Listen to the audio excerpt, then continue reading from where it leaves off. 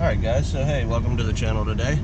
Today what we are going to do is we are going to, let's see if I can get that in there. Maybe that works. We are going to be getting rid of the extra parts from the Toyota.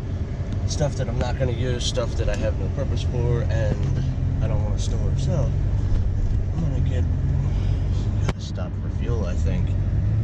Yeah. So we're going to get stopped for fuel and then head down to the scrapyard and see how much weight we have on the trailer. As soon as I can get out of the parking area. Man, she was tight. But we're golden. Alright guys, so we'll get back to you soon. Alright, so let's give you an idea of the dually here. It's a 02 Chevy 3500 crew cab with the ZF6 263 XHD. Engine wise, it's bone stock, straight pipe. I got South Bend twin disc clutch in it, but other than that, the truck itself is bone stock. But it's my workhorse. She's good. She's been really good to me for the most part. I don't think nothing really mechanical that's ever gone wrong with this thing. I did have about 3 or 4 issues. 3 or 4 years ago, I had issue with the transfer case. I had to rebuild it twice because I tried to cheap out on it the first time I did it, and didn't get the front case half, and the input bearing, where the input bearing goes into the case half, was wallowed out a little bit. So I got maybe 2,000, I don't know, a couple hundred miles out of it, honestly, and it went out again, so I had to rebuild her again. But yeah, I mean, she's a good truck, she really is.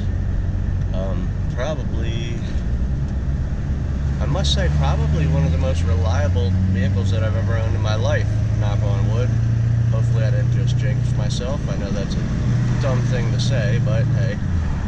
But hey, we're gonna get down here, get unloaded, see how much weight we got on here.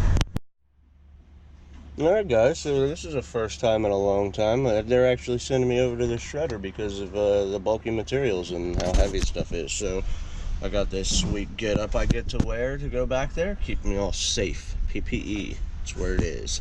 So I got a couple batteries I'm going to take over here to the dock. Let's get rid of them. I got to pull the gas tank and throw it in a bin over here. And then we will be going back to the shredder where they'll be taking everything off using a crane. So that's awesome. All right guys, we'll get back to you.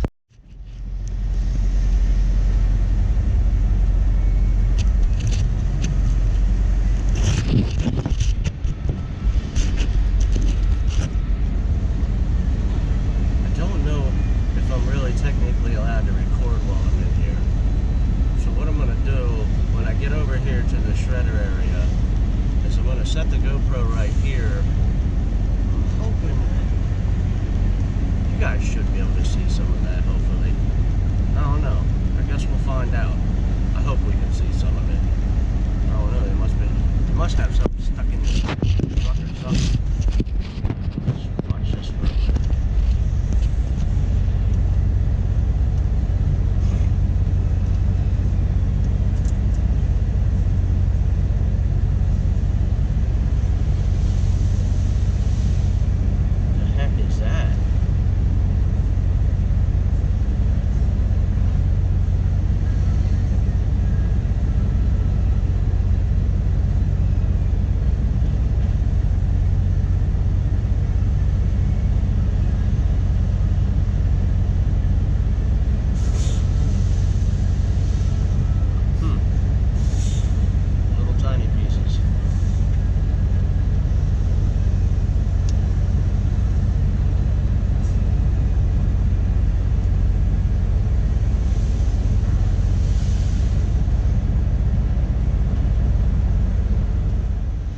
So there's the cool shredder thing.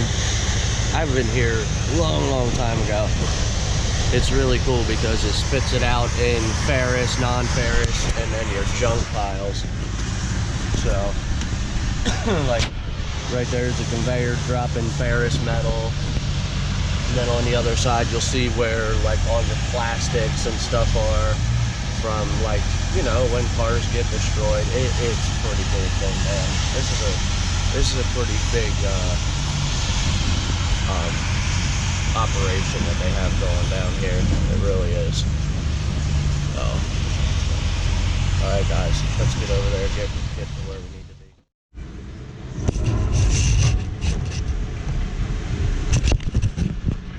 I don't know how well that's gonna work.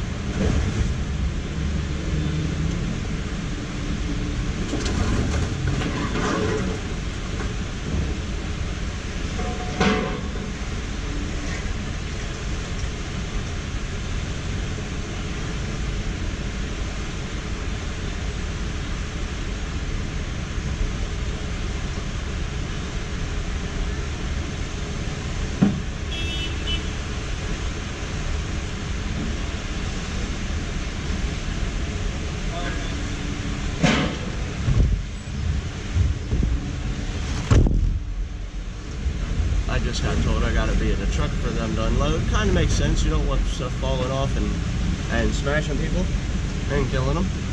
So once he's done unloading, I will get out and close up the gate, and we'll be on our way back to the scale, I guess.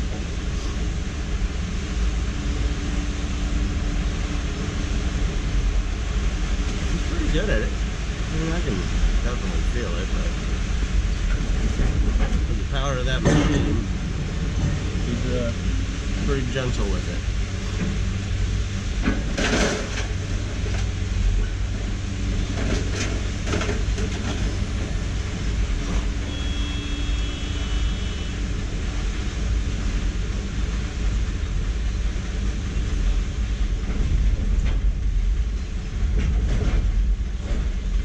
There's a front suspension. Front suspension.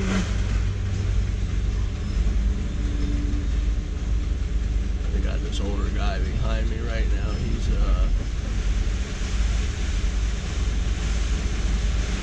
overseeing everything. I guess he's kind of in charge. Ooh, that was a little bit rough.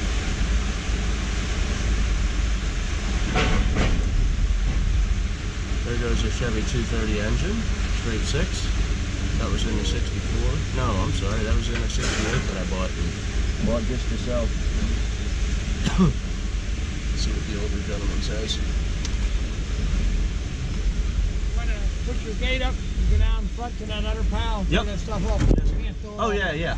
Yeah, no problem. Not my fault, you know. Oh, yeah.